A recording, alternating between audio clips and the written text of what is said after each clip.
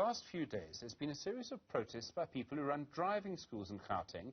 They've been able to actually close down driver's license testing stations, which means people have not been able to do their tests or get their driver's license cards.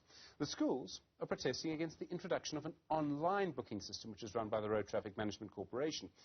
The National Transport Department and the Gauteng Provincial Transport Department have also said that it appears that there is corruption here. They're investigating that, and that the driving schools are protesting, and it may be that the driving schools have been able to make money by booking testing slots through people in the license centres. And so it seems to me the protests may be an attempt to protect the money they make through corruption. Now, we'll speak to a lawyer representing those driving schools in a moment. But first, let's get a view from Robert Chandler. He is the head of the Southern African Institute of Driving Instructors. Now, and just be very clear here, Mr. Chandler is not a member of any of the organizations that are protesting. We're asking him for his view as an expert.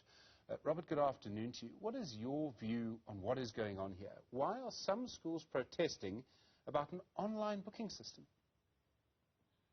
Good afternoon there. Thanks for giving us an opportunity. I think the difference is we all have a problem, but it's universal across the driving schools with the online booking system that is unique to Gauteng and to the Nelson Mandela Metro down in Nelson Mandela Bay Metro down in the Eastern Cape. There's continuously been problems with that particular section of the NATO system. However, the problem is since quite a while ago, there was a thing introduced into Gauteng that deviated from the acceptable practice, which they're trying to enforce now, that the driving instructors may not book on behalf of their clients. And they did that some 10, 15 years ago. And the driving instructors developed a business model which the guys associated with myself did not make use of. They preferred to let their clients go and sit with the authorities, make their bookings, come back and tell them when, and we built our training programs around the bookings that they obtained. We didn't involve ourselves in those things. The other guys have, for a variety of reasons, and predominantly because everything has gone very, very much onto the technical-based computers, IT, smartphones, etc. And the guys that are complaining now serve a particular client that doesn't always have availability of that. Now, we can hear that the RTMC and that talk about kiosks and all these things.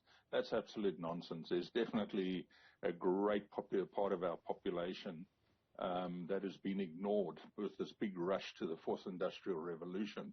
They're leaving behind a lot, and these guys have filled that. I don't want to talk on their behalf, but I do recognize that. There might be other reasons. Like you say, it's profit generating, benefiting from a system. But this has been allowed to occur way back, like I say, 10, 15 years. Yes, the law does say the person must book by himself. It is their responsibility. However, about 15 years ago, the Gauteng Provincial Department allowed a system there which they called the call center, which became like a real den of iniquity in terms of corruption. And that slowly evolved and then became the online booking system just for Gauteng. And now my belief is, and a lot of my colleagues' beliefs is, the RTMC has seen a way to make a lot of money. And you will see they've just promulgated that if you book online, you must now pay extra money for a driving license. Over and above all your other costs, it's 22 Rand extra to the RTMC. They already get 72 Rand from every transaction for a driving license. Now they're going to get an extra 22. But if you look at how the banks have moved forward, as they've gone online, your transactions have gotten cheaper. We've operated in reverse. So from our side, society, we actually have a problem with, firstly, the system. It doesn't work. They launched the system on the Thursday. It crashed on the Friday. It's possibly a year that people are picking up bookings now with no problems. But you don't launch a system when this thing hasn't been properly tested yet. You do your testing, everything. So this whole big brouhaha, as they've got it now, is firstly the system now has been amended to actually cut out the people that have been allowed for the last 10 or 15 years. It might have been incorrect, it might have been illegal to allow it, but the province started it. So they've created this situation. And to come out and to engage in negotiations and shut them down and then suddenly go cold turkey and without warning drop a system onto the people that does this, not very fair. And I do understand Mr. Chandler, their frustrations. If I may just interrupt you. So I just want to be clear, the driving schools, you talk about a business model, the driving schools, the people in your industry, not the people you represent. They're booking on behalf of someone else, and they make money from doing that. Is that right? Is that the business model? I'm not too sure. I must be honest. I'm only becoming aware of it now recently, when it's all come out into the press. So I'm assuming. I haven't engaged with them. I don't intend to, because they work like they do. We work like we do. If they feel that it's a service that their client's prepared to pay for, the RTMC is selling a similar service. Pick and Pay is selling a similar service. Go and register your motor vehicle. Pick and Pay is charging 300 Rand for it. I don't know what these guys are charging. It's the same thing. Why exclude the driving school industries from it? Okay, so there's several things here, because so what's interesting to me on this is that the Gauteng provincial government and the national department both say they're investigating corruption in the driver's license centres. Now, this is where things get a bit complicated, because it's one thing to do what Pick and Pay does, what other people do. I mean, I tend to agree with you. But if people are booking slots, in other words, it's officials selling it to the driving school, who then sells it on, that may be where the problem lies, if you see what I mean. In other words, there's corruption here. So there's a relationship between a business relationship between an official and the driving school, and there shouldn't actually be such a thing. But not necessarily, because, for a while now, since 2017, when they implemented the online system, they actually took away the booking system from the driving license testing center managers. They had no control. They had to tell the RTMC how many slots they had for the week, because they only booked 14 weeks ago, because that on its own is a problem. They've slowly released longer and longer waiting periods. But at one stage, they were releasing slots 7 days ahead.